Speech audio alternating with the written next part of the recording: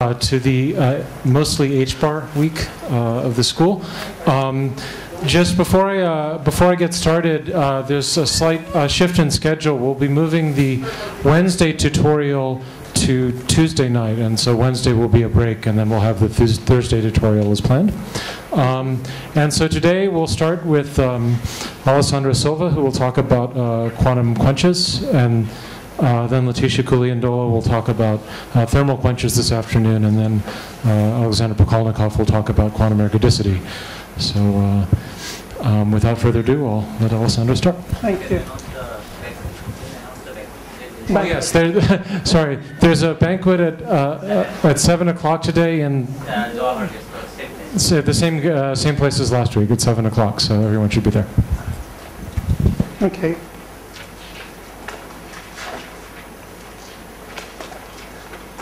So let me start by thanking the organizers for putting together this program and also for the wonderful trip yesterday.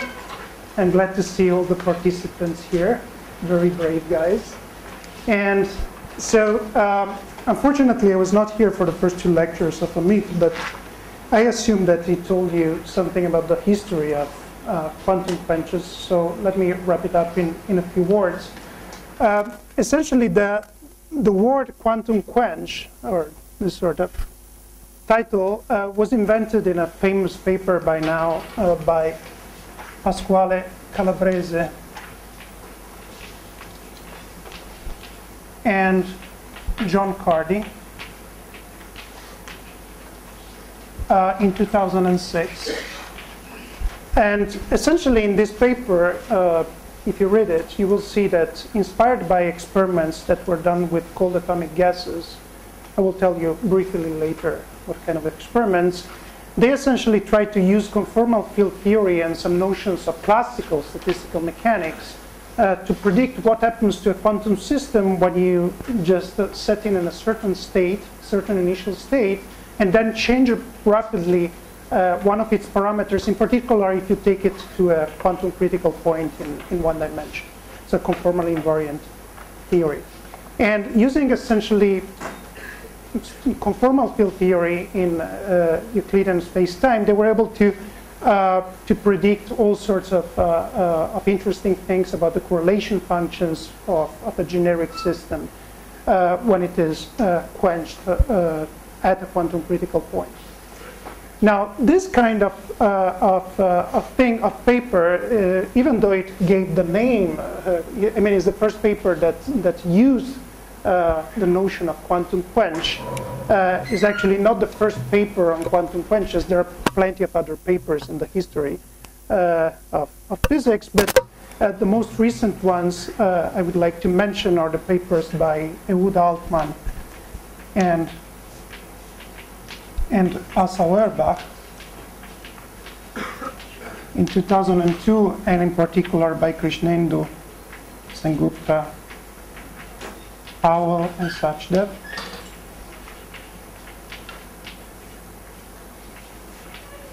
To my knowledge, were the first papers to address theoretically a problem that emerged actually was inspired by experiments. Experiments that were performed in 2002 in the group of Immanuel Bloch. In particular, the main actor was Marcus Greiner in those days.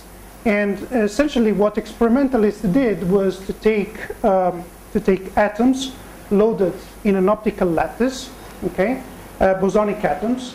And as you know, the system is characterized by a on-site interaction among atoms. Let's say that the strength of interaction is V, and by a tunneling between different lattice sites, let's call it T. And depending on the ratio between these two quantities, you can either get an insulator or a superfluid. Of course, we assume that we are at interior filling.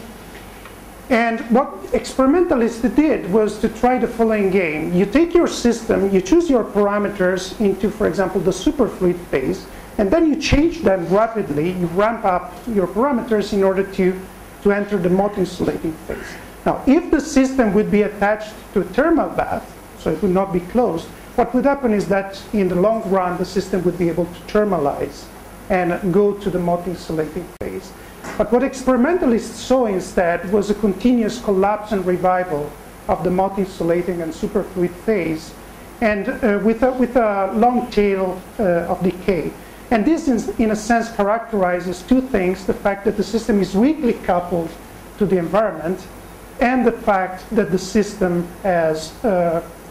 is behaving quantum coherently, despite the fact that it's a many-body system. Okay, so this experiment was really the experiment that was kicked this whole field and inspired people in studying all these sort of protocols in thermally isolated quantum systems.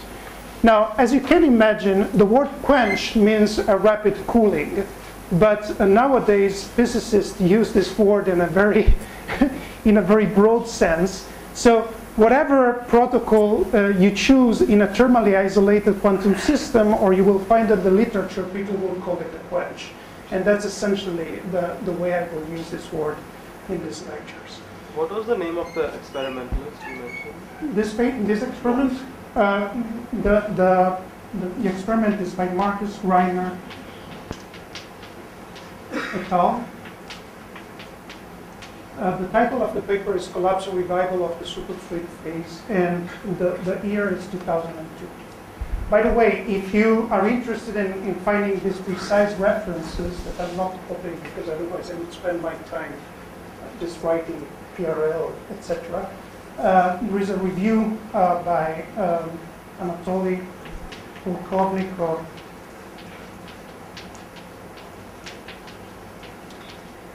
Krishnendu Sengupta, myself, and Bangalore, so I will write all these names, et al., in Review of Modern Physics in 2010, where you can find all references to the appropriate literature, well, updated to 2010.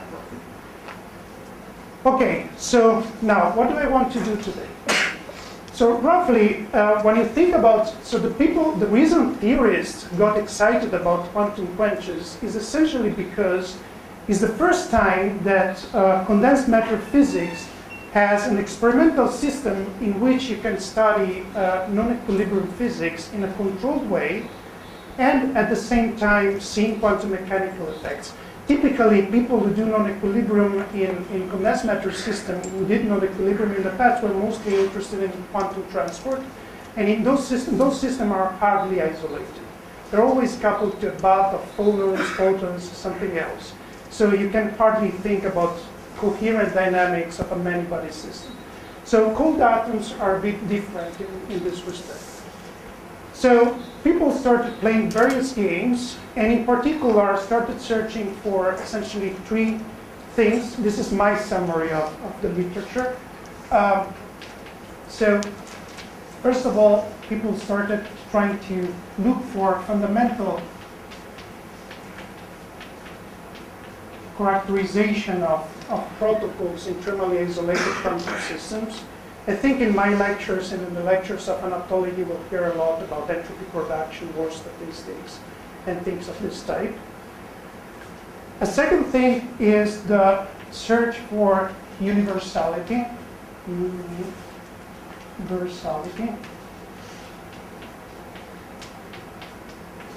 So even though cold atoms are systems in which you can tune practically everything, it is always nice if you can find some effects that are robust against weak perturbations of your model. They do not just depend on main symmetries, but not on the details. So that's what universality means. And at the same time, people are interested in generic connections between, for example, the properties of the interactions among constituent atoms of your gas and the properties of and the behavior, the dynamical behavior of it. So, for example, maybe in the last lecture, Anatoly will discuss this. So there is a lot of discussion on whether integrability is important to predict the long-time dynamics, and in particular, as you might imagine, if the system is integrable or not, might have a strong influence on whether the system is able to thermalize or not at long times. So the way I essentially chose the topics of these lectures was inspired by the lectures we had last week, in particular by Udo Seifert and IISc, on classical non-equilibrium systems. And in particular, we heard a lot about fluctuation relations, work statistics, and things of this type with h bar equal to 0. So what I will do in these lectures, in the first two lectures, I will describe essentially a characterization of quantum quenches using thermodynamics, or in particular, we mainly discuss work statistics. And using this, I will show you all the connections that were actually found first in this paper and in other papers between quantum quenches, abrupt quenches, classical statistical mechanics in d+1 dimensions, and things of this type. And in the last lecture, I will take a more condensed matter-ish point of view and describe the characterization of quantum quenches using standard correlation functions, and describe the long time dynamics, show you how to extract whether the system is able to thermalize or not, etc. So, correlations. So, in all my lectures, h bar is going to be not equal to 0. And in particular, I will use units in which h bar is equal to k, is equal to pi, is equal to -1, is equal to 2, and is equal to 1. Okay? All right. So now you can start the business.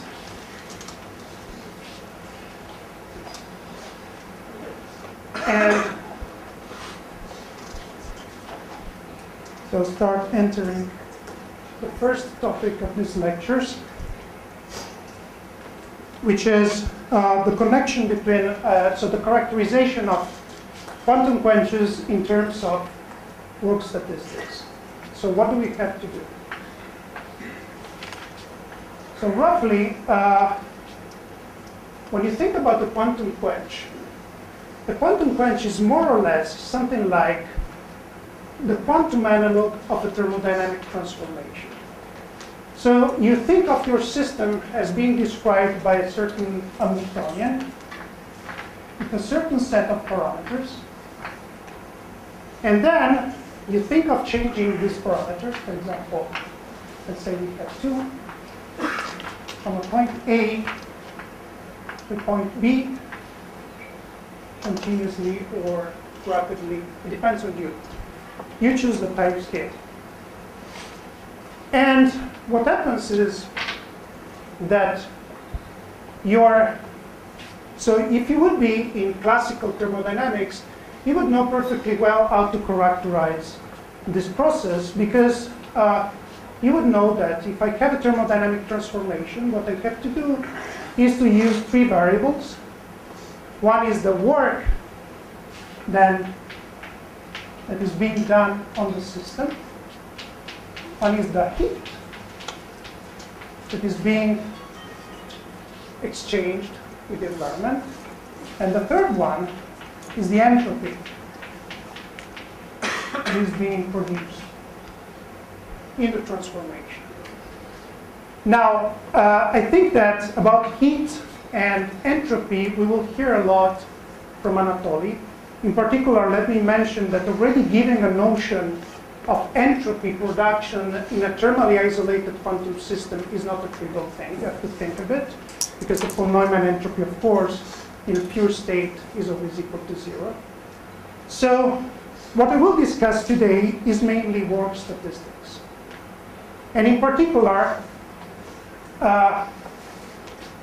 So let me first show you how to introduce work statistics for thermally isolated quantum systems.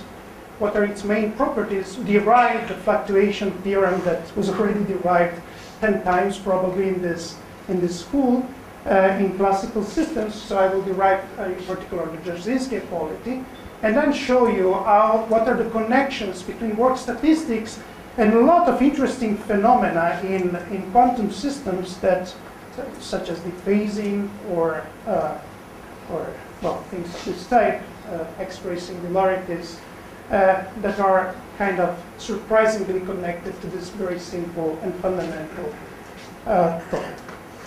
Now, when you think about work, so let me take a very simple quantum system and explain to you how to think of work statistics in a very simple way. Well, in a thermally isolated quantum system, so the simplest thermally isolated quantum system is a two-level system that undergoes, for example, Landau-Zener dynamics. Okay, so you take your thermally isolated quantum system is just a spin. It has this Hamiltonian as a function of time. Okay? Now, you perfectly well know from elementary quantum mechanics that if you start here and you move your parameters, okay? So this velocity is very, very slow. So you move your parameters very, very slowly. Then you have high chances to end up in the ground state and exponentially small probability to end up in the excited state. And in particular, the probability to end up in the excited state is going to be roughly e to the minus 5 times delta squared over v. So this is the adiabatic parameter. And if delta squared over v is much larger than 1, then what is the work that you have to do to your system in order to go from here to here? Well, in a thermally isolated quantum system, the work is just the difference in internal energies. Okay, we're just counting energy differences.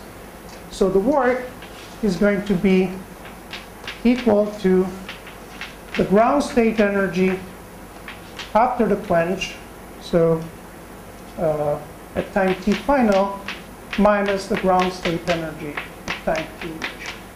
Okay? So the ground state energy is nothing but this energy here. I forgot to mention this is, of course, energy in this axis, in this system. Why do you need delta square over v larger than 1 for this derivation? Adiabatic? Well, I mean, I'm just vaguely saying that if this is much larger than 1, the probability to end up in an excited state is exponentially small. So with exponentially, up to exponential corrections, I will end up in the ground state, and therefore this is the work that I'm doing. Okay, so I'm just moving my parameters, and that's the difference in energies between initial and final state. But you still need thermally isolated. Yeah, of course. Otherwise, I mean, everything I'm saying from now on is just nonsense. If you don't, yes. It's not small, but you get the average of the energy difference. If it's not.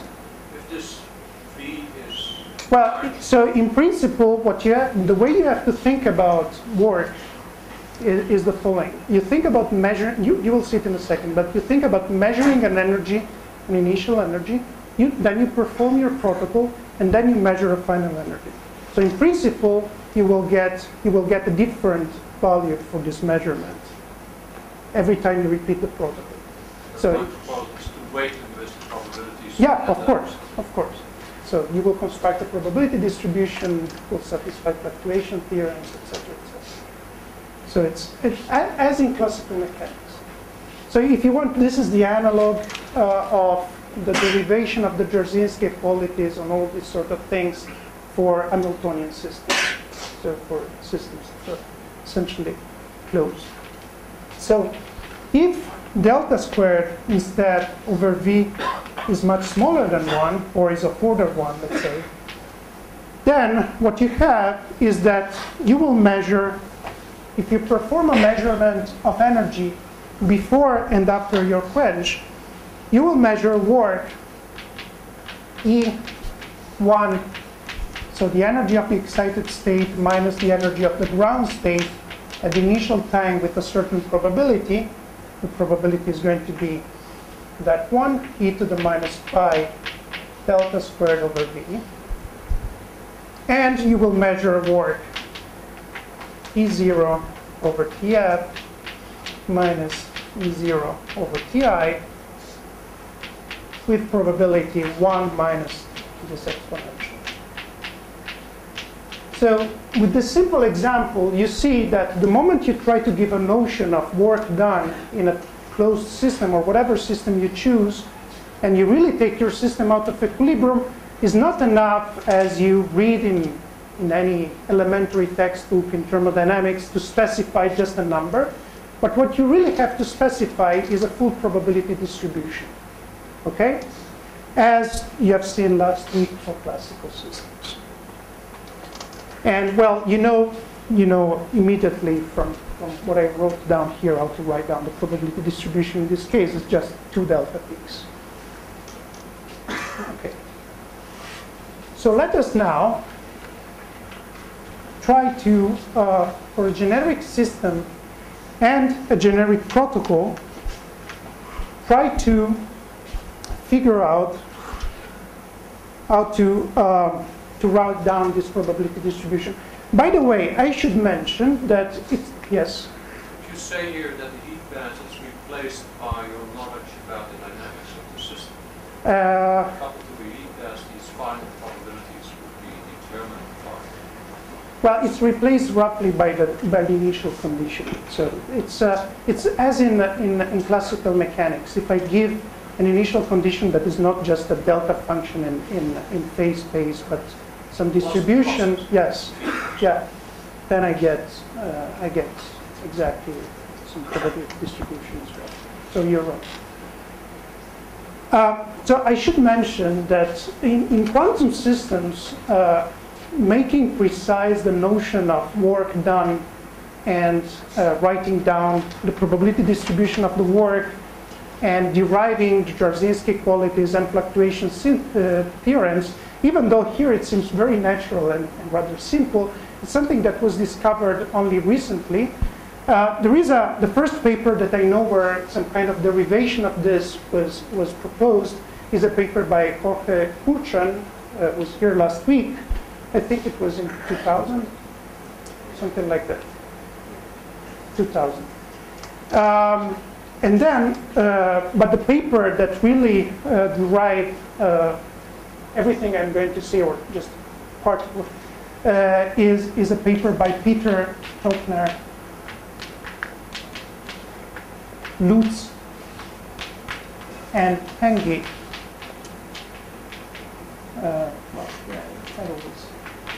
In 2007. The title is "Work is Not an Observable." Okay, that's the title of the book. Because many people try to introduce an observable called the work and then derive its statistics in the usual way, and they just figure out that work, being a difference in energies, cannot be expressed in a single way in terms of a single operator. All right, so now let me derive now, in general, what is the form of the statistics of the work for a generic process in a closed quantum system. So for this sake, let me take a generic Hamiltonian that depends on a certain parameter lambda. And let me take this parameter lambda from a certain initial value lambda I to a certain final value lambda f along a certain protocol in time. I'm not specifying it, so let me keep it being generic. Lambda of t. All right. So what do I have to do in order to specify the statistics of the work? So as I told you, measuring the work means measuring the initial energy, then performing your time evolution, and measuring an energy at the end. So roughly speaking, if you want to know the statistics of the work in these closed systems, what you have to do is you first find out what. Oh, sorry, because of this. Well, maybe I can do this. Oh, so tell me what is the line where I should. Here? Left. Left? Here? Farthest. Okay. So this is the black hole. Okay. So what I should do is, first, I should measure the initial energy. So if I start with an equilibrium distribution, I will have, so if I measure E, how did I call it? I will measure En of lambda I, these are the eigenvalues of the initial Hamiltonian, with probability Pn equal to e to the minus beta En lambda I divided by the partition function at the initial value of my parameter. Okay, that's what I know for sure. Then I have to find out, so I have to perform my protocol and then find out what is the probability to measure En of lambda f, okay, the final value of my energy.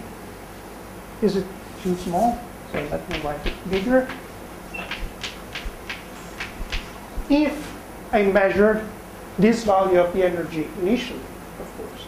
So the two things are one conditional to the other. So this is very simple to compute because it's just the absolute value of the matrix element between psi n of lambda f. This is the eigenstate relative to this eigenvalue. The evolution operator up to the final time,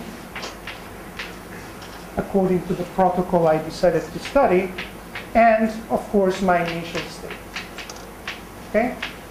So this is the probability starting with this initial state to end up quantum mechanically in this final state.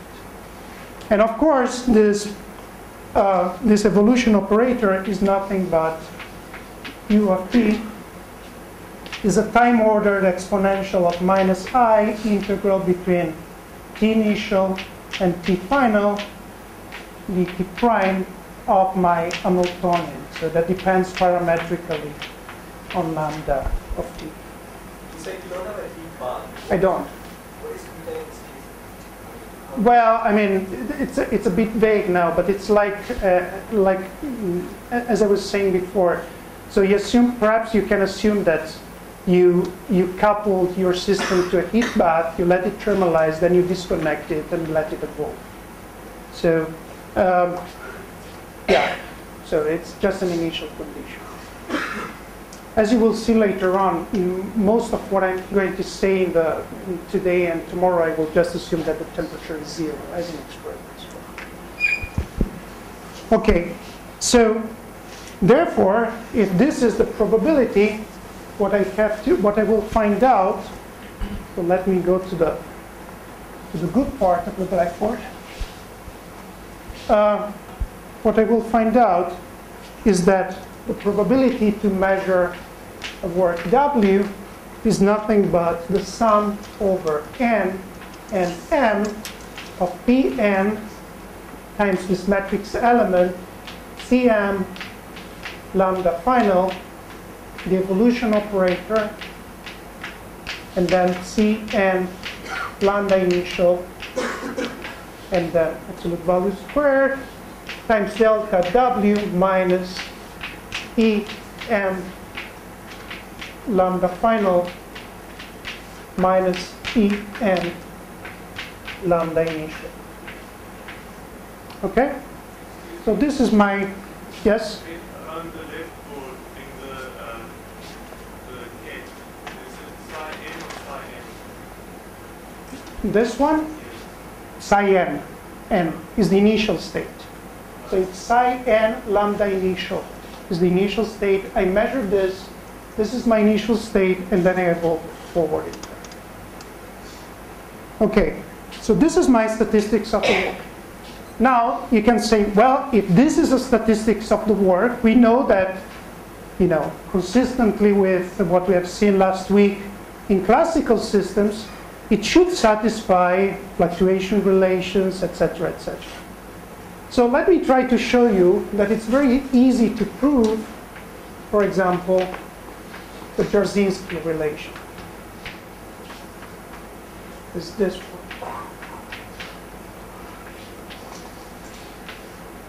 So as it was mentioned, yes? It's almost like the Harmonic. Yeah, it is. And you will see in a second that there is a strong connection between this and golden rules in that we use in condensed matter physics. So it's essentially the same. I should mention that Abhishek derived it. Sorry? Abhishek derived it. Derived already this? The Jarzynski inequality for an isolated quantum system. Oh, he did it already. Oh, I'm sorry. Then I'm repeating myself. Okay. Well, then I leave it to you as an exercise to repeat the derivation of Abhishek and get this Jarzynski equality. And you will see that everything is consistent. Okay? So it's straightforward. Because I thought free energy is only defined for equilibrium states, whereas here you're not certain to go from an initial equilibrium state to a final. No. Okay. So that's the tricky thing about the Jarzynski equality. So the Jarzynski equality is assuming that the initial state is in equilibrium at the temperature, inverse temperature beta.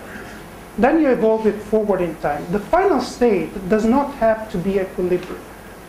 But what happens is that if you go through the derivation, okay, this derivation, you will find out that you essentially compute this average, and you will find out that through some very simple algebra, what this generates is essentially the ratio of the partition function, the final partition function, and the initial partition function, which is just expressed in this way. The final state is not equilibrium, but still, this is connected to the difference in free energies that the system would have in equilibrium at the final at the initial temperature with the final value of the parameters. You generalized the concept of free energy. No, I'm not generalizing it. It's just the Jarzynski equality is connecting a non-equilibrium quantity, which is this work, to the difference in free energies that the system would have if I would put the parameters lambda final and have it in equilibrium at an inverse temperature beta. So it's not something that is really there. So that's what makes it special. So it doesn't have to be in equilibrium in the final state for this to be true. So it's what makes it. Fictitious heat capacity, no, there isn't. Well, I think it's just, yeah. Something has to be defined as that. It's the initial temperature. It's not nothing but the temperature fixed by the initial condition. So it's not the final temperature or anything.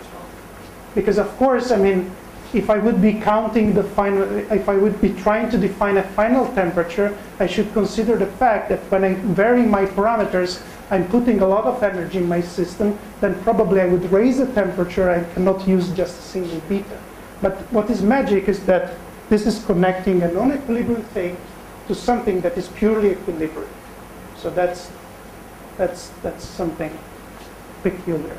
I have a question. Yes. If you replace psi n and psi n by density metric states, it's still true? I don't know how, honestly, I wouldn't know how to do that. Because I need to measure an energy, so. Sorry? Yeah, exactly. It would always collapse to one of the eigenstates because I need to measure an energy. So, okay, so, all right. Perfect.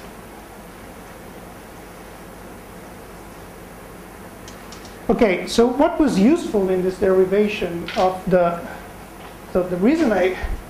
Maybe you should just go ahead and derive it. I'm sorry. But Abhishek did it. No, I know. I don't want to repeat what was already done. But I needed to introduce one thing. Sorry? Okay, so then I'll repeat it very, very fast. Okay, so that we have a compromise between those who were here, those who were not here, etc., etc. So, including me, I was not here. So the thing is, so it's very simple. What you need to do is just compute this average here with the initial condition we chose. And if you do it and you plug that in, so this average will be defined as integral dw e to the minus beta w d of w, you will see in a couple of steps that this comes out to be, if you unfold this, this absolute value squared, you will see in a couple of steps that this comes out to be roughly sum over n and m en psi n lambda initial u dagger psi m lambda final, then psi m lambda final u psi n lambda initial. Times, of course, the exponential of minus beta en lambda final minus en lambda initial. And now, well, you reabsorb this thing inside these matrix elements, writing down explicitly the exponential of h final and h initial. These are eigenstates of the corresponding Hamiltonians. And after you do this,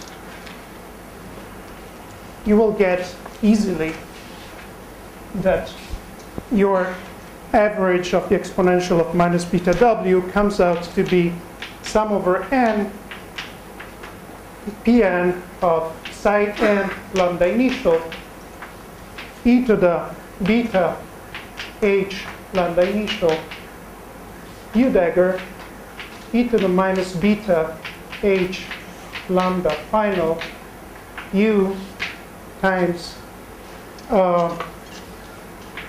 c n lambda initial. Okay? I mean, the way I got here was just reinserting these guys in the matrix elements and noticing that this is a resolution of the identity. And, well, now we are practically done because this is, by definition, the trace of e to the beta h lambda initial u dagger e to the minus beta h lambda final u psi n lambda initial. Sorry. The trace of this with the initial condition that is expressed by the initial density matrix. Okay? Now, what you do in order to derive the Jarzynski equality is just use the cyclic property of the trace. Okay? So this one will combine with this one and eat up the exponential. So what will remain, can I do something very, very not too loud? What will remain out of this is zeta lambda I. And then you use again the cyclic property of the trace to recombine these two guys. Okay? So you will get the trace of exponential of minus beta h lambda final. So this is nothing but zeta lambda final, zeta lambda initial. Now, the reason I bothered you with this derivation is actually this expression here. Okay? Because I need it. Roughly speaking, from this derivation, you see that it's very convenient to introduce, in order to describe work statistics, it's very convenient not to use E of W, but rather use the cumulant generating function of your distribution that I will introduce in this form. You call it zeta of tau.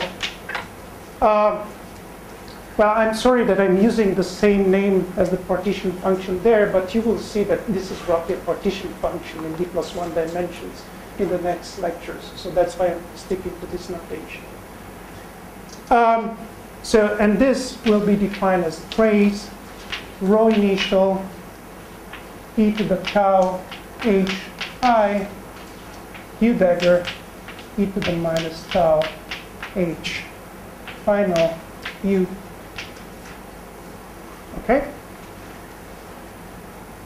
So of course, if I take tau equal to beta, I have essentially what I had there, and I will prove that zeta of tau is essentially equal to to e to the minus beta delta f.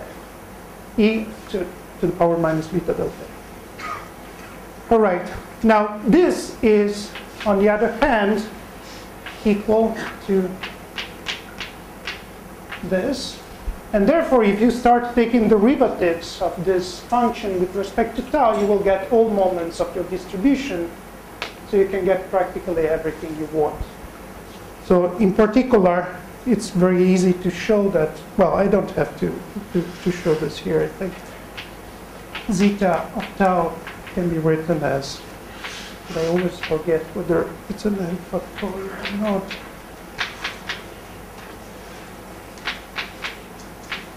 Minus 1 to the n divided by n, kn, where kn are all the cumulants of your distribution. Okay?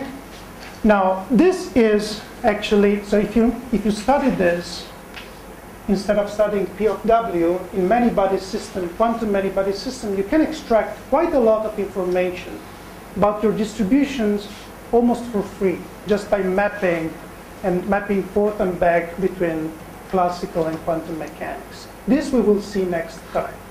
And by showing this, I will also show you in a sense how the connection between classical and quantum was used by Calabrese and Cardy originally, or at least some glimpse or some ideas connected to them.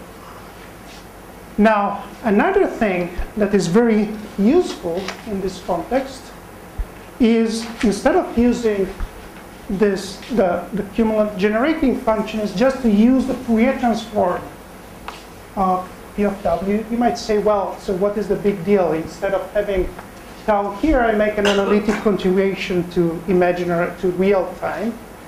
Well, it turns out that this is a very tricky process, this analytic continuation. So I prefer to proceed along two different tracks, and then I will discuss this problem of the analytic continuation at the end.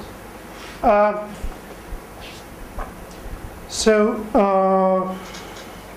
roughly speaking, another object that we will use, I will just use a different letter, is just the analog of that in Fourier representation, which is just this.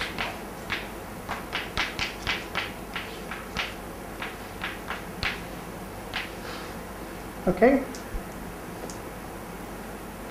Now, yes? Sorry?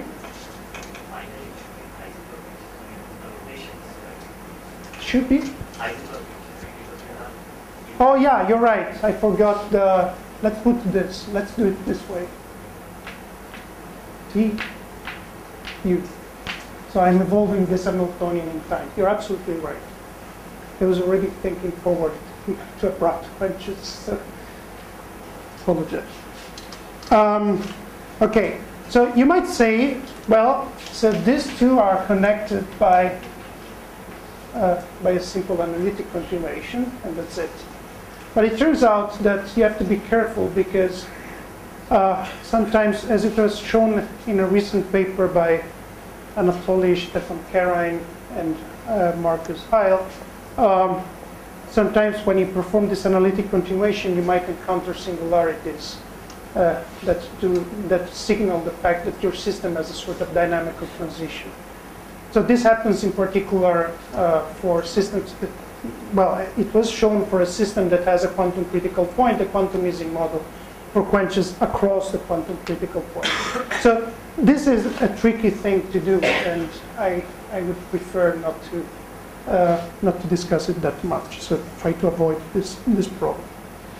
Now, using essentially these three objects, P of W, L of U, and zeta of tau, I used three different lectures for a purpose that you will see in a second.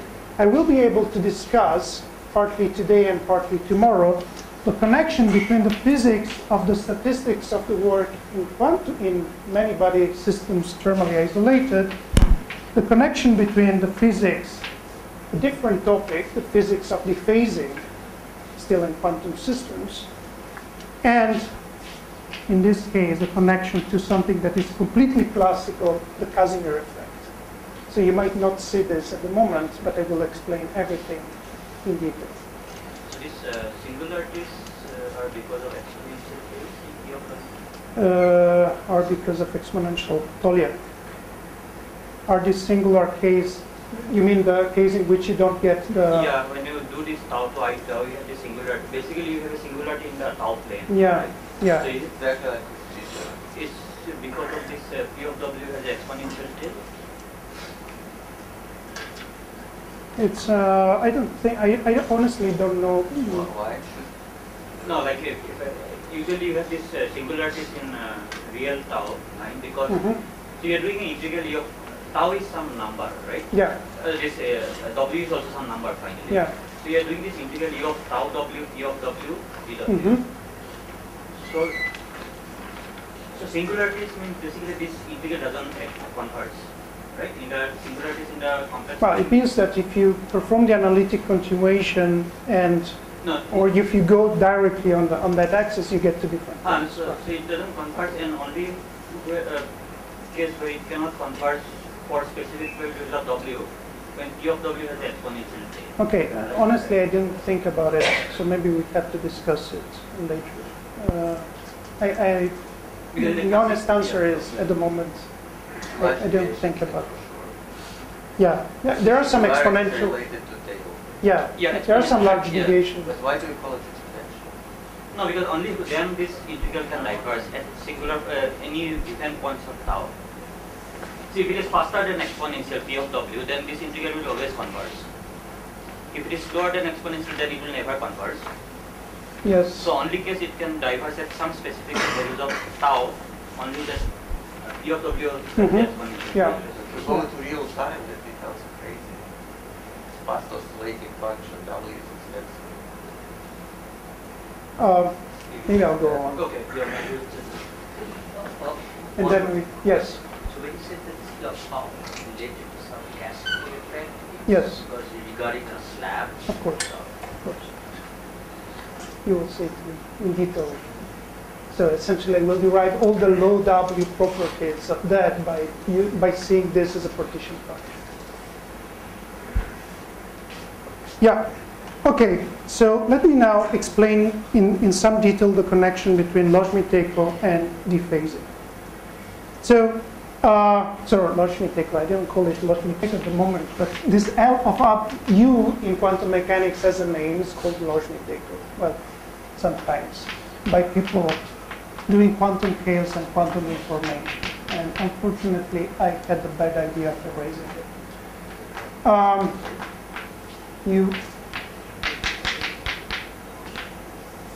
Lambda final, image.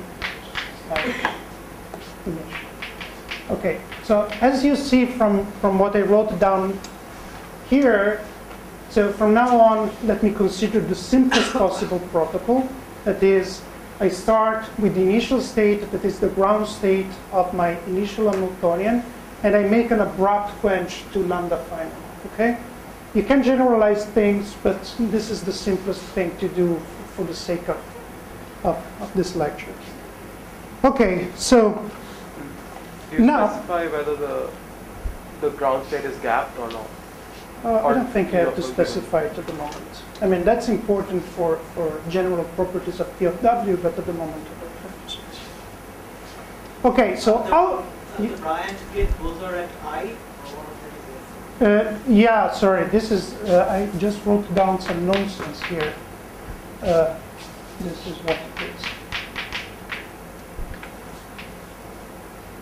Thanks for pointing it out. Okay, so how is this object connected to dephasing at all? Now, I think you have seen this already in the lectures of Amit that in some version. Suppose that you consider an Hamiltonian that has the following form.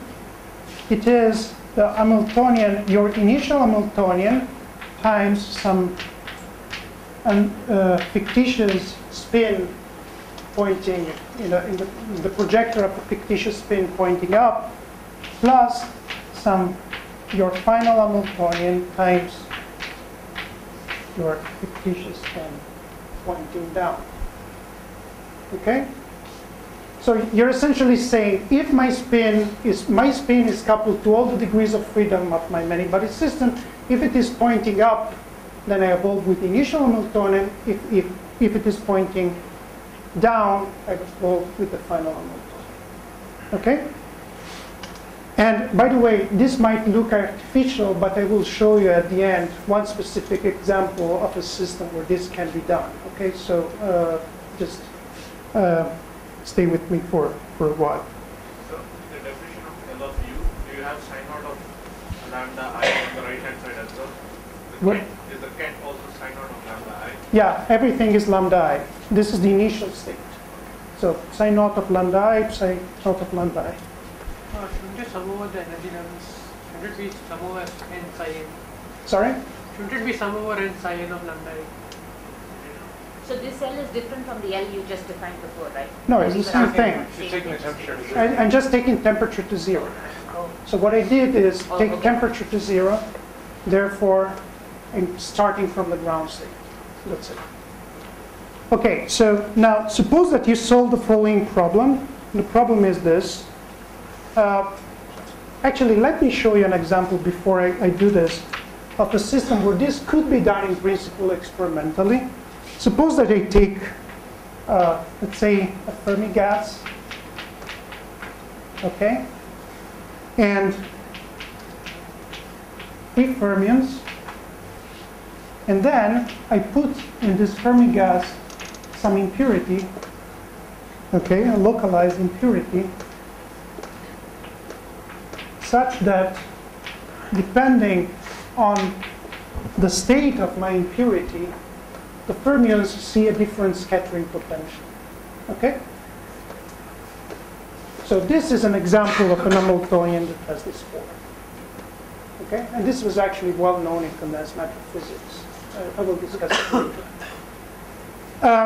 Then, if you now try to Delta is the impurity strength of it. Sorry? Yeah, this is not a delta, this is a spin, S. S. Let's put a hat. Okay. And this is V of X is the potential. Okay? So now, suppose that now I start my system, my initial state, I want to study the evolution starting from an initial state of the entire system that is just up plus down square root of 2 times psi naught lambda initial. Okay? So I put my system in a superposition of up and down for the spin, fictitious spin, and then I have the initial state of my many-body system. And now I want to study this, and in particular what I want to compute is the reduced density matrix of my spin. Okay? So it's a very simple exercise to do. I'll leave it to you. If you do it, you will discover that the reduced density matrix of your spin, let's call it, I don't know, rho S or rho R of T, is nothing but up, up, plus down, down, divided by 2, plus up, down, divided by 2 times L of T plus your emission current. Okay? So what this tells you is that, so in a density matrix, you know, oh, I don't have to use it.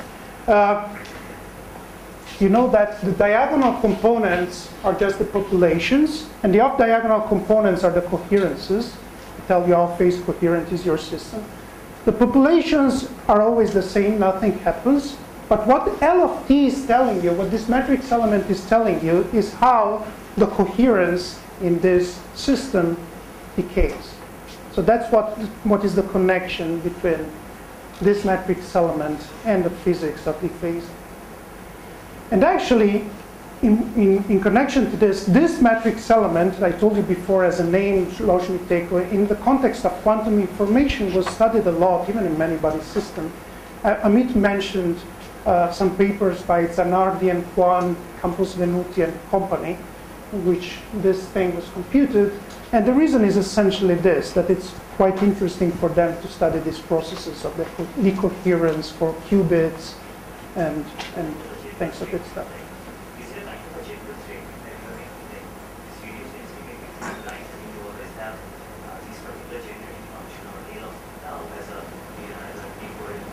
Yeah, well, for this particular problem, yes. Well, whatever is your many-body Hamiltonian, this is what happens. So you choose your many-body Hamiltonian, this is what you will get. Yes? So when Alessandro was giving his lectures, he said that we have got a critical point where this decoherence reaches a maximum. Yeah, all the properties that we discussed are essentially valid as well. So what is interesting now is to make a connection between this stuff and the physics of the statistics of the work. So that I think was not mentioned in his lectures. So, yes? Is this measurement of the decoherence? Yes, it is. Actually, yeah, that's what it is. So you could, in principle, if you would want to measure P of W in a quantum system, if you're clever enough, you measure instead this, okay, and then you take a Fourier transform. That's what people think about doing, some people think of doing in cold atomic gases. So sometimes it might be easier to measure the Fourier transform than P of W, because energy measurements are not easy in quantum systems. So that's what it is. The source of decoherence is in the potential, no? In this case, yeah, I mean, in this case, it's just the fact that you have two different potentials. So, yeah, I will show you in a second what that is.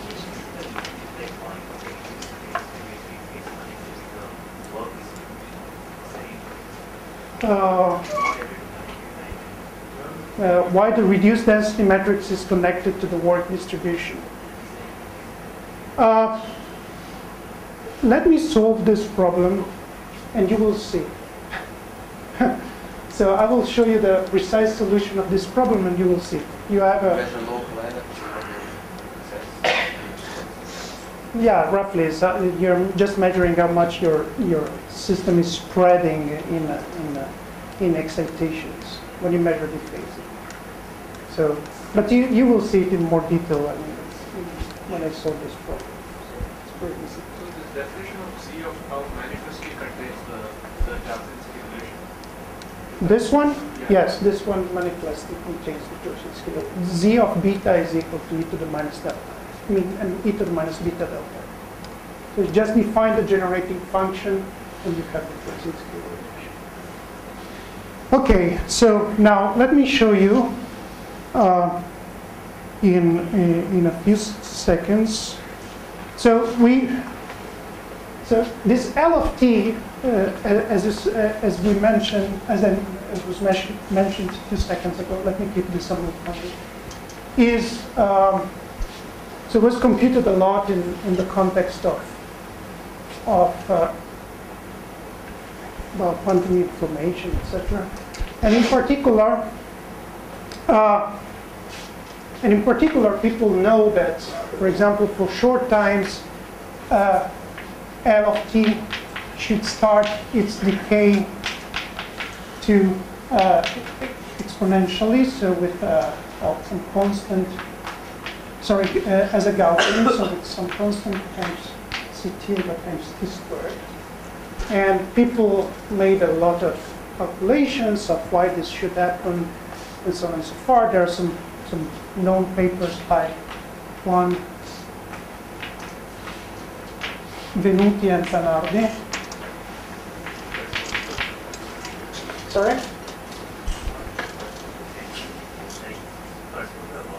Yeah, exactly. You see, yeah, that's what I was saying. So, Zanardi and Venuti, Zanardi and Zanardi.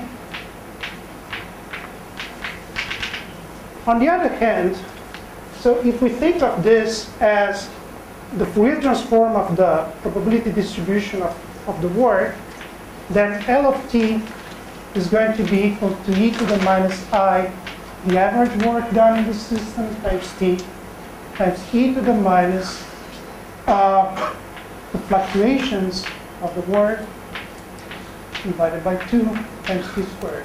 So you see that every time the second moment is finite for your distribution, you should expect a Gaussian decay at least at short times. But the Gaussian decay at short times is not very interesting because it tells you something about high energies when you Fourier transform back. What is more interesting to me, in particular for these problems in which I'm changing things locally, is to get the asymptotic behavior of this function for large times. Okay? Because large times correspond to small values. Can I still ask? Yes? Are you now considering the time evolution of pure states? Yes. Yes. Yes. Always pure states. Okay. Yes? What would large times mean? Because Shraddha is saying that it oscillates this oscillator time because it's a pure state. Yes. So short times you can still understand that it's not reached that. Well, yeah. So the thing is, that's a good question. So the thing is, if you take your computer and you try to simulate any many-body system with this stuff, you will see a bunch of oscillations. Eventually, it will go to a quasi-stationary state, but then you will have revivals, etc. So it's going to be a very massive figure. So what I'm saying when I say I'm looking at the asymptotics of this stuff, what it means is that I'm first taking the thermodynamic limit in my system, so I have a continuum of energies, and then I look at the long time. Otherwise, I will always get oscillations. Okay? So that's what is meant. Like detailed balance for optical absorption. You know in optical absorption that the parted negative and positive frequencies are related by e to the minus beta omega. So yeah, that's roughly what it is. By the way, if you want to have fun and derive the Crookes relation, I don't know if Abhishek did it, but you can have a lot of fun here. So just a second, before I start solving this problem for you and showing you in practice how to compute for one specific example, this L of t, let me mention one thing. Actually, not let me mention, let me give you a homework for tomorrow. No banquet. Don't bring too much. It's actually very, very simple. So what I would like you to try to do is the following. Simply, I will give you the solution tomorrow, of course. And maybe I will also tell you how to do it. So consider just an harmonic oscillator. Okay? Just a single harmonic oscillator. And suppose that you make an abrupt quench of the frequency from some initial value to some final value, unspecified. And now, what I would like you to compute is L of t and P of W consequently. Okay? And in particular, discuss, if you want, try to figure out what happens in the limits omega I going to 0 and omega f. Sorry, not n, but or omega f going to 0. In particular, I'm looking at the average work that is being done in the system. Okay? T equals 0. So 0 temperature, everything simple, simple harmonic oscillator. Don't use Hermite polynomials. Please. So a hint could be, well, to look in quantum optics loops, think about squeezed states, okay? And you will find a solution. Okay. So let me now go on with discussing this example. Actually, I told you at the beginning that all this field of quantum quenches was started in the early 2000s because of some experiments with quantum gases, but people were able to perform quantum quenches much before.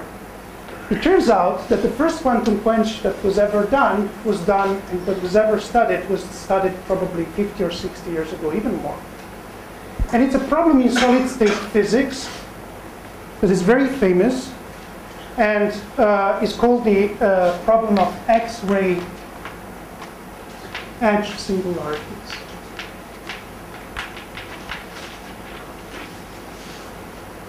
So what is this quantum quench? So you take a material that has a conduction band that is partially filled. So there are some empty states here. And then you have some very deep levels that are occupied by electrons. Okay? And then what experimentalists would do is shine X-ray radiation on this system. Now there are some complications because when you shine X-ray radiation, these electrons typically go here and generate some mess. But let's assume the conduction band, the shaded area. It's just to show you that it's partially filled. So think about the tank with some electrons. For me, it's just enough. So you shine X-ray radiation, okay, and let's assume that you kick out this electron out of the sample, okay? So when you kick out an electron, what is left behind is a hole, and the conduction band sees the hole as a potential barrier, okay? This is just a Coulomb potential sitting there.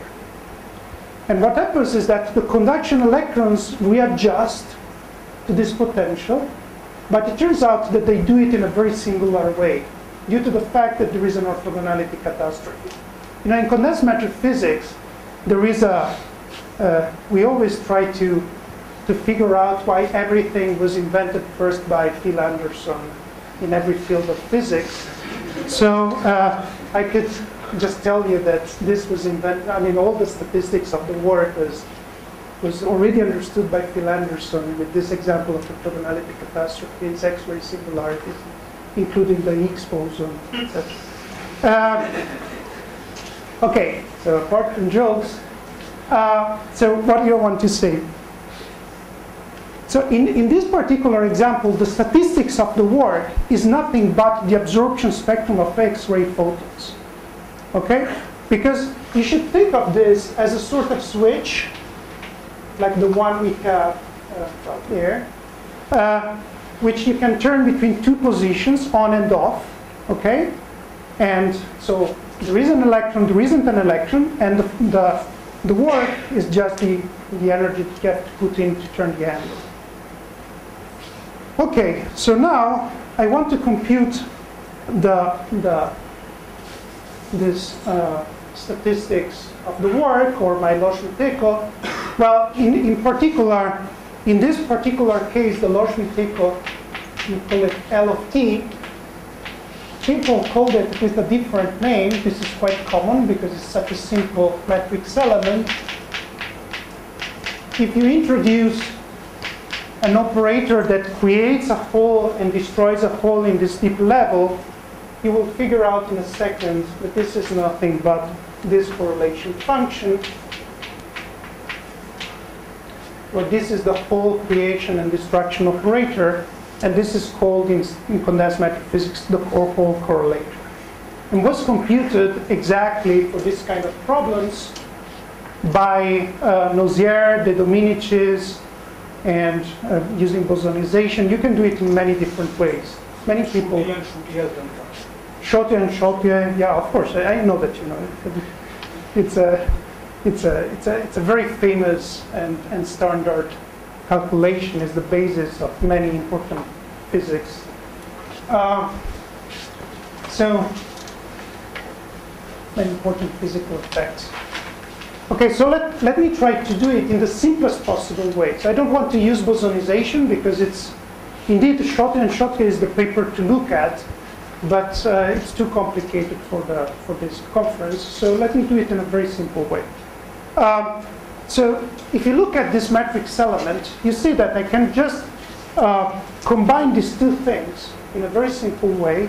I just think of writing down my H final as H initial plus some perturbation, okay?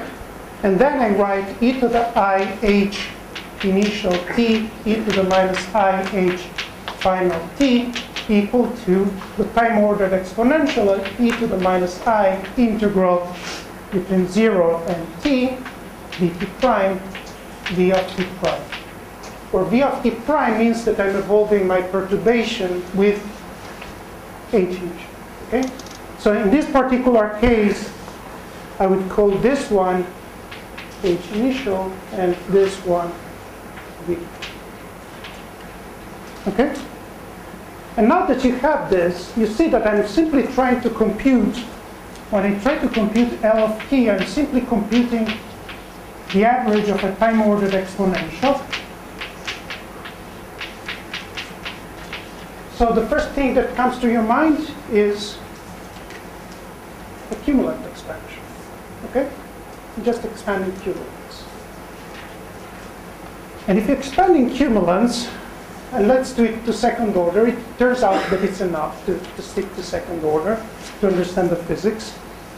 What you will see is that this is equal to e to the minus I integral 0 t dt prime average of dt prime times, and then I have to go up, sorry,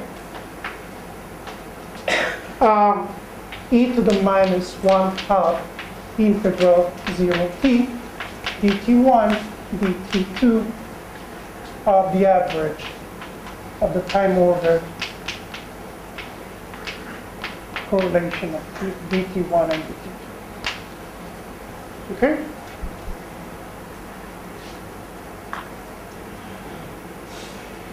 All right, so let's quickly, we have 15 minutes, so let me quickly show you how to compute these two things and what comes out.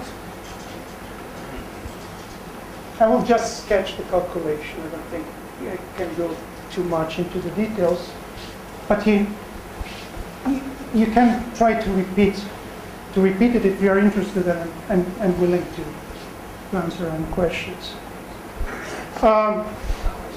Yes? Which one? Oh, there is, this square bracket is just for the time ordering. Nothing else. Just have to keep track of the time order. Now, V of t is just, well, you just take the Hamiltonian I wrote down before, so H, and Fourier transform everything, okay? Write it in a Fourier representation. What you will get is sum over k, epsilon k, c dagger k, ck, plus the same thing with the potential, okay? The term with the local potential. Let me assume for the moment that the local potential is just a delta function potential, okay? Just to simplify as much as I can my notations.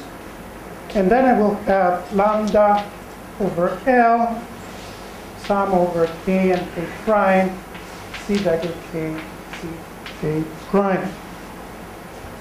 Okay, so this is going to be my V, and this is my H. So let me now compute this average. It is quite straightforward. There's nothing but sum over k and k prime, the average of c dagger k, ck prime, dtbi epsilon k minus epsilon k prime, t, and lambda over L. And, well, you know, here you just have to put k equal to k prime, you get a Fermi distribution. So this is nothing but lambda over L, sum over k, and Fermi of k.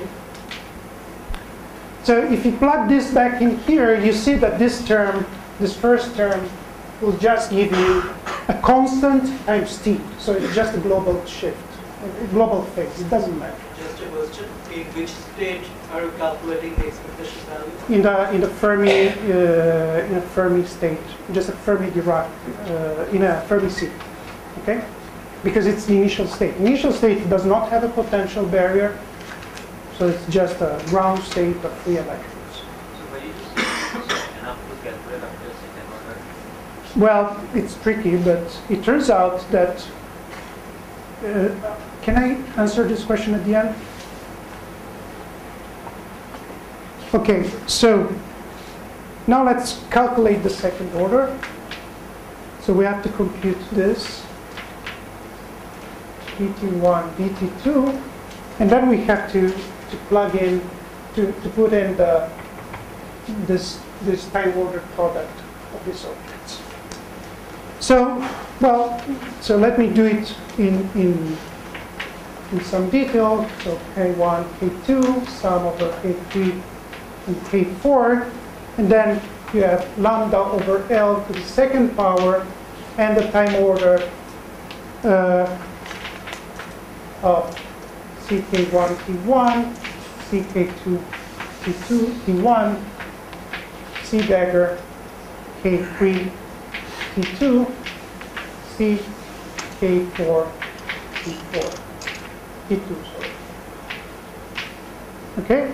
And I forget to mention that since here we are doing a cumulant expansion, here we should only get connected contractions. Okay? The disconnected ones are subtracted. So we should only consider. Yes? Sometimes I'm thinking this is nothing but a Dyson. It is. You Yeah, expand this sure. simply nothing but Dyson. I'm doing it. You're right. It is roughly a Dyson series. So it's, you know, I'm just expanding. If I would do it in imaginary time, I'm just expanding the free energy in bubbles. So it's that's what it is. You're right. What is the last term in the first line? No. This one is NF of K. So the Fermi distribution at momentum K. Okay, so here you take connected contractions. So this one and this one are the only possibilities. Okay?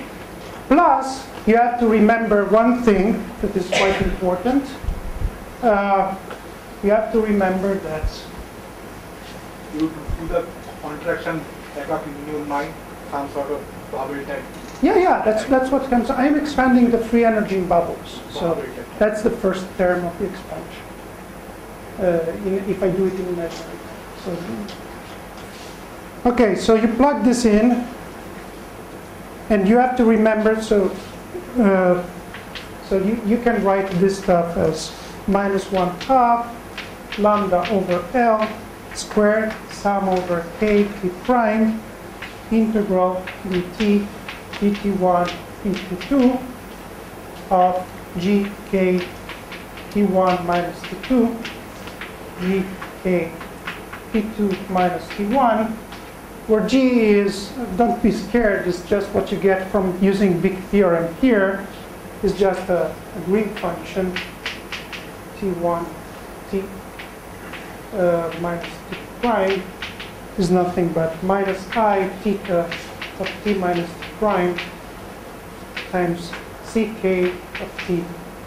Well, so, okay, let me write it this way. It's just time ordered exponent, time order in the.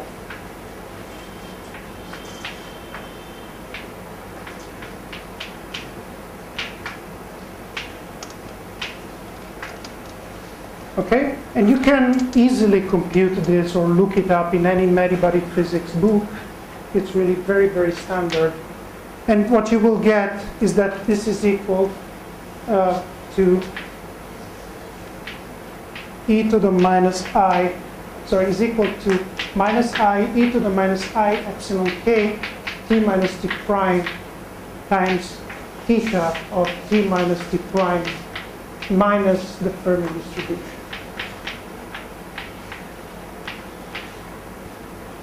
Okay, so now I'll leave it to you to fill the holes in the derivation.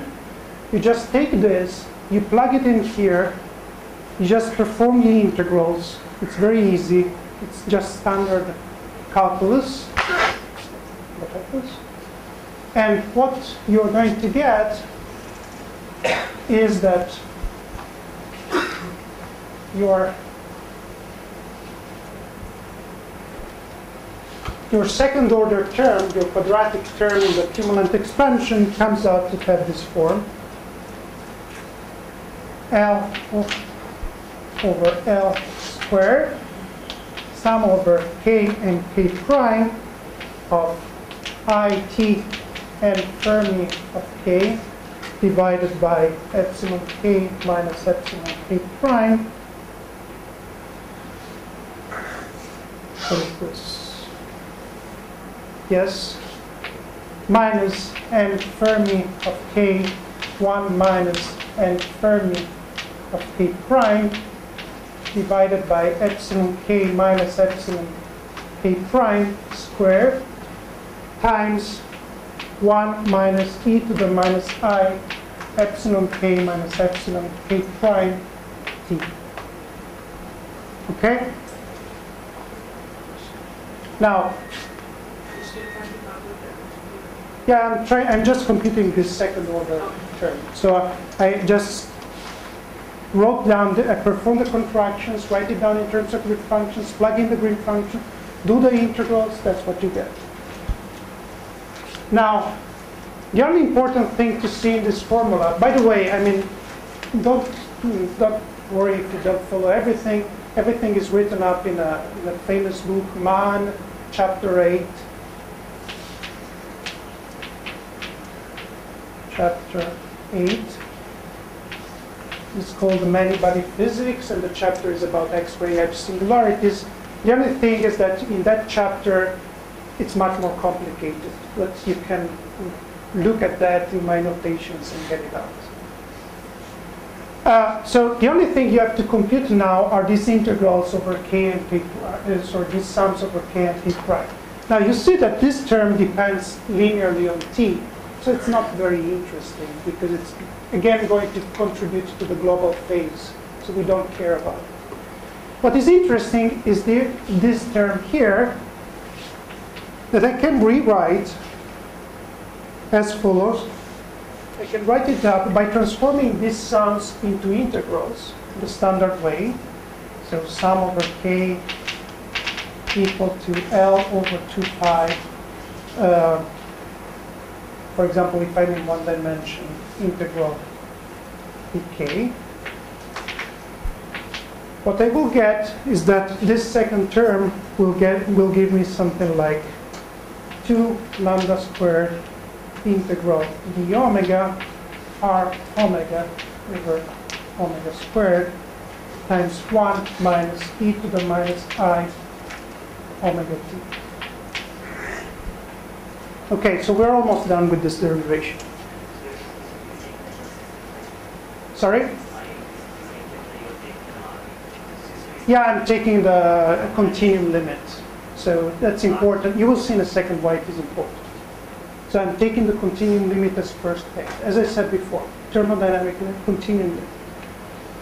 Now, this R of omega is nothing but the density of particle excitations in the system. You see that when you have n of f, 1 minus n of f, you're just counting particle excitations. So what you will get, so this is just 1 over L squared, sum over k and k prime, and f of k, 1 minus n f k prime, times delta of omega minus epsilon k minus epsilon k prime. And now you can easily convince yourself, if you do a quick estimate for a Fermi system, that this, for small omegas, goes like omega.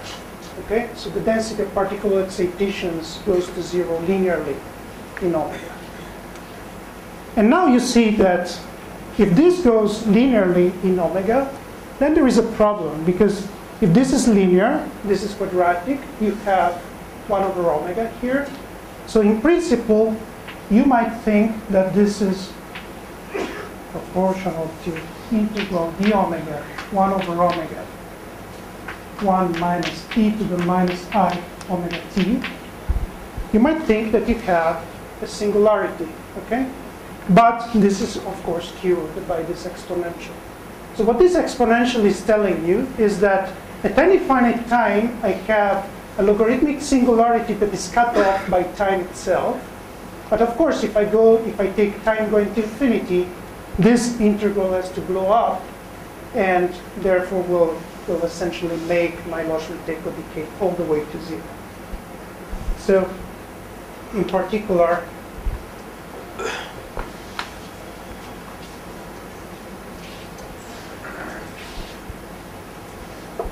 what you will get is that your L of t is our beloved phase factor that is not important for much, times minus f2 of t.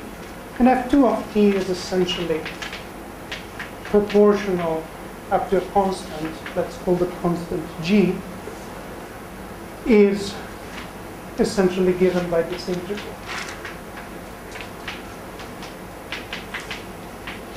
Now, this integral needs an ultraviolet cutoff. So let's put it in condensed matter systems. We do have ultraviolet cutoffs, luckily. So, for example, the bandwidth. And if you quickly estimate it, you will see that it's roughly 1 plus I omega, sorry, IT lambda. Okay? So this is the correct behavior for small t's and has also the correct asymptotic behavior for large t. So if you plug this in here, then this implies that your Loschmidt decays all the way to 0. So the decoherence is complete eventually. So the system, your effective spin would totally decohere coupled to this system. Goes all the way to 0 and goes to 0 as a power law.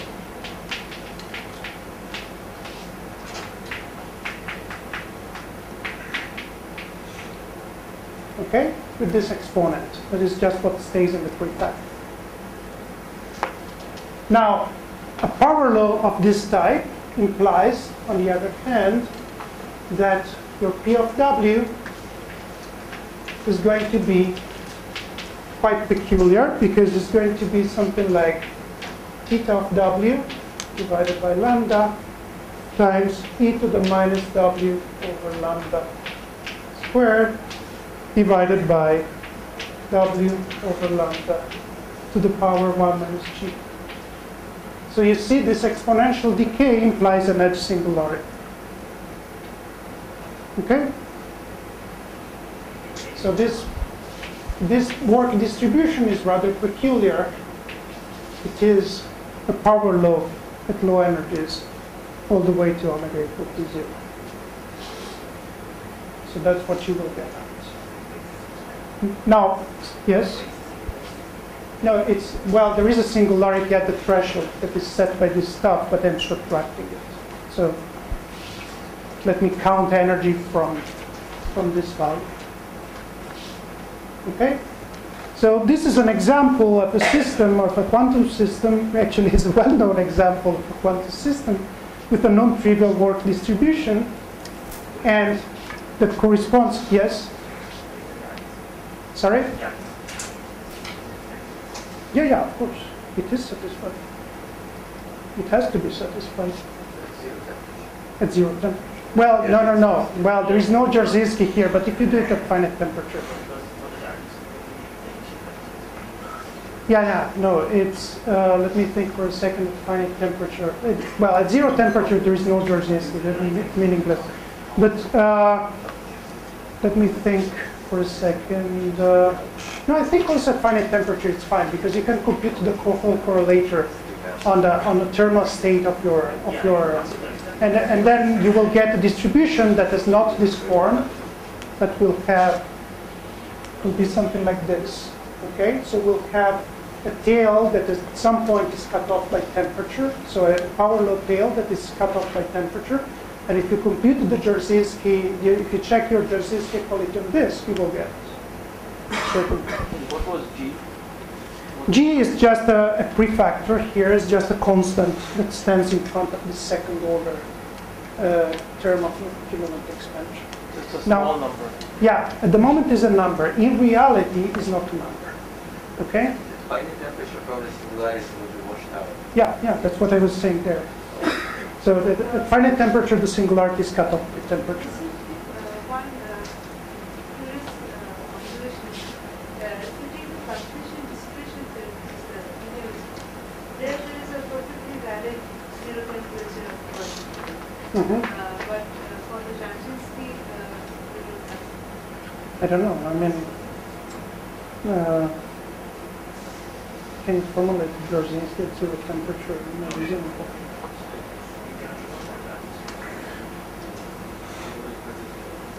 Sorry? You put beta to infinity, but then you get 0 equal to 0. So it's, yeah, I don't know. Honestly, maybe some other some experts who know this. Jarzynski always plays on canonical axis. Yeah, exactly. So you need a finite temperature.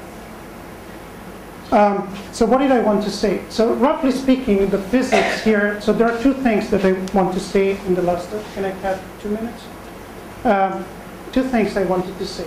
So why there is a power law singularity? The reason, the deep reason is that a Fermi system is a critical system. It's gapless critical system. And essentially what you're trying to do is change a potential in a critical system that typically generates a bunch of low energy excitations, a catastrophe of low energy excitations that try to rearrange themselves to the new potential. And this catastrophe, this orthogonality catastrophe in the ground states is essentially the reason of this power law singularity. The second thing is, what is in reality, just because, here I did a very quick calculation, but in reality, what is this G? In real experiments, when people did this stuff, G is nothing but the phase shift divided by pi. I never remember if it is squared or not. Sorry, I have to check it out. Is the phase shift, S-wave phase shift of the potential. Okay, so your electrons come in, have a phase shift, and the scattering phase shift is just, and the power that stays here is just determined by the scattering of the potential and nothing else. Okay, so, well, this is it for dephasing and connections with solid-state physics. Now, next time we will see that using the quantum to classical correspondence, d plus 1 dimensions, you can extract a lot more from the work statistics, for the work statistics in these systems. Okay? Yes?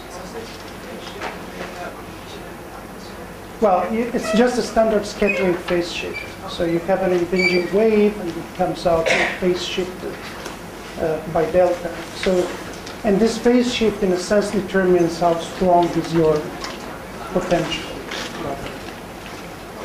So, that's it.